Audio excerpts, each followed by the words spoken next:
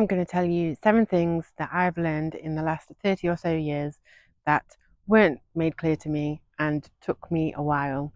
Hopefully, you finding out a little bit earlier means they can help you live well. I'm Claire, late diagnosed autistic psychotherapist, also entering perimenopause, so things are pretty tough. So each one is time stamped. I'm going to say each one and then I'll explain a little bit more. If you like the contents of this video and you stay to the end and you want to hear more, please subscribe, like the video, let other people know that this is something worth learning from. Number 1, rarely is just one thing true at one time. You can be happy and sad. You can be happy and angry. Other people also can be more than one thing at a time. You can love somebody and not want to be with them. I think as humans, we're always trying to find the definitive, this is what it is, this is what it means, this is what I know, how to make sense of it. I think the nature of being human is paradoxical, and there are many things that are true at once and they don't all make sense. It doesn't mean that they're not true. Best not to get tied up in knots trying to work things out. If they're not work outable, let them go. You can't always find out the why. That's a little bonus one. The second one, going along with what everyone else is doing is okay, except for when it comes to children and animals. I get it. Life is hard. There's a lot of decisions to make. There's a lot of directions to go in. It's hard to know what's best to do. And so certainly for me, I found myself up until my 30s just kind of doing what everybody else did, finding places to live and doing the job that my mum did because, well, I wanted to be an artist, but that's not a real job. So I just followed her doing what she was doing. And then eventually I found myself in psychotherapy, and that is what I want to do. But in terms of where I was living and how I was living and the way that I would spend my time, I wasn't really sure about who I was or what I wanted. So I just did what everybody else did. And through that, eventually, my late 30s and now in my early 40s, I do know what I want and I do know what's important to me and I do know what makes me me. I know what I like, I know what I don't like, I know what is important. And it's taken me a long time to get here. And I wouldn't have been able to get here if I didn't follow other people and learn what didn't feel right for me. But if I'd have had children when everybody else was having children, I'd really be in a shit place now. And as much as I love animals and I enjoy spending time with animals, the responsibility and the commitment that comes from having animals right now is just way too much for me. But if I just did it because, well, that's what everybody else is doing and, well, it's nice, isn't it?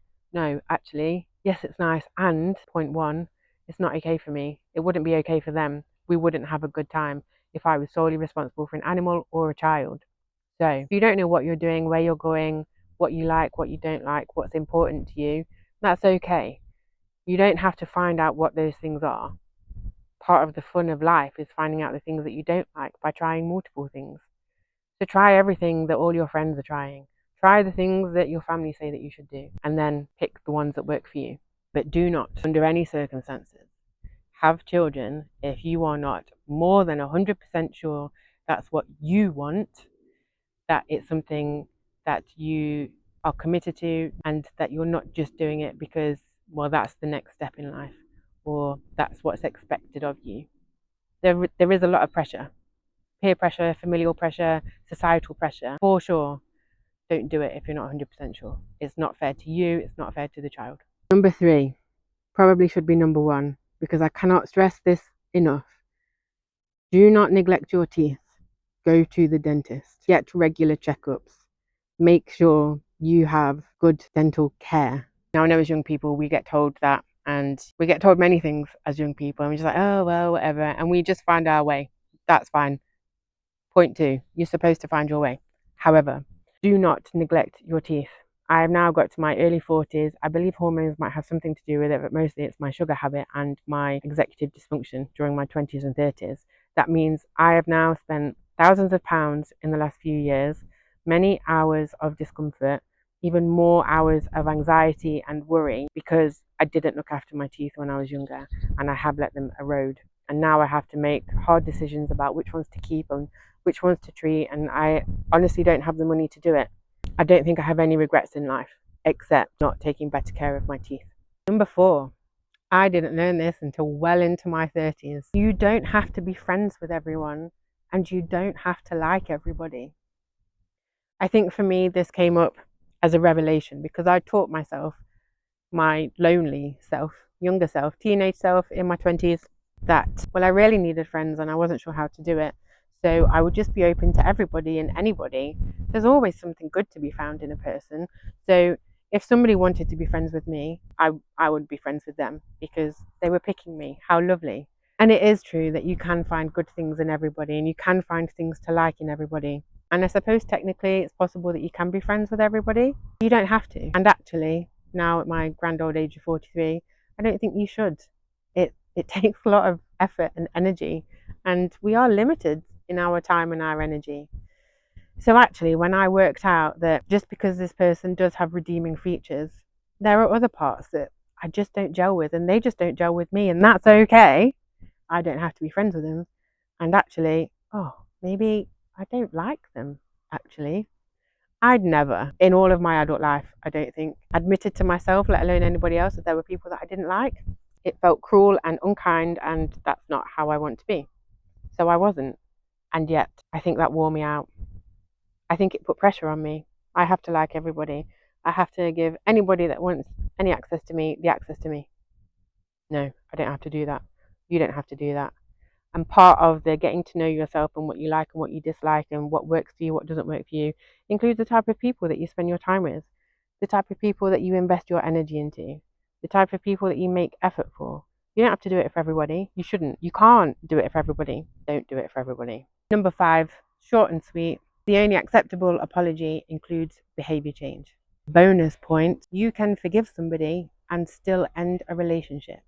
And when I say relationship, that also includes friendship, because friendship is a relationship. I said what I said. The next one, I've forgotten what number I'm on now, is saying trust the process isn't just a spiritual fob off.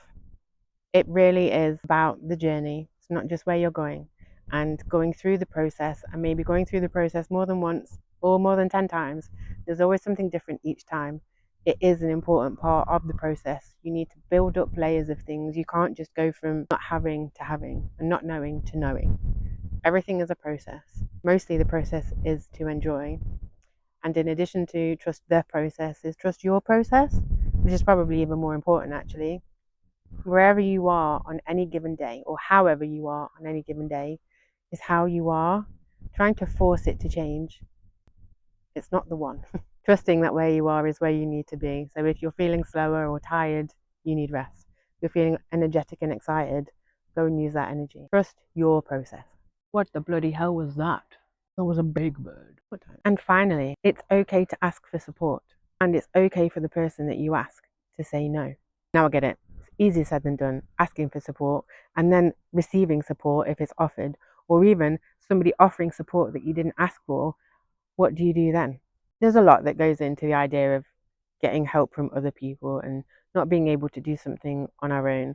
And I don't know if this is a generational thing and maybe things are slightly different in the younger generations, but certainly for me and the people that I spend time with and the people that I work with as a therapist, asking for help is a big deal. Daring to ask for help is a big deal. The fear of rejection is powerful stuff. And so often we don't, and then we struggle. We need each other. We should ask for help. We should receive help. This is how relationships are built. It's the toing and froing of the way that we work together. Don't ask for help just for the sake of asking for help, of course, but I'm sure there are things that you would need help with that you could ask for. And allowing somebody the privilege of helping you actually is something that they might need and enjoy. It's not just that when you ask for help, you're taking from somebody. Taking is also a skill, something to be talked about another day, I think. But asking for help, it's important to dare to do that, but it's also important to know that you've got the inner scaffolding that if you did dare to ask for help and then the person that you asked said no, that you'd still be okay. Work out how to still be okay when somebody says no of something that you've asked them. I think that's a really important skill, the right word for that. Quality, maybe. It will get you far in life. I'm not perfect at that. It is something that I work on. So there's some tips, things that I've learned in the last 30 or so years that help me now, but they were hard won. I hope that you've learned something here, felt encouraged, felt inspired maybe, heard something that you haven't thought of before, or maybe this time is something that you've heard before, but it's landed differently. I imagine I'll do these videos periodically. There's a lot of wisdom in here. I've worked with a lot of people. I've helped a lot of people over the years. It's nice to share. So if something that I've said has helped you, please like the video, let the algorithm know that this is something worth watching. And if you want to stick around for part 2, 3, 4, 10, 20, subscribe. Thanks for staying until the end. I appreciate your attention. See you in the next one. Ta-ra!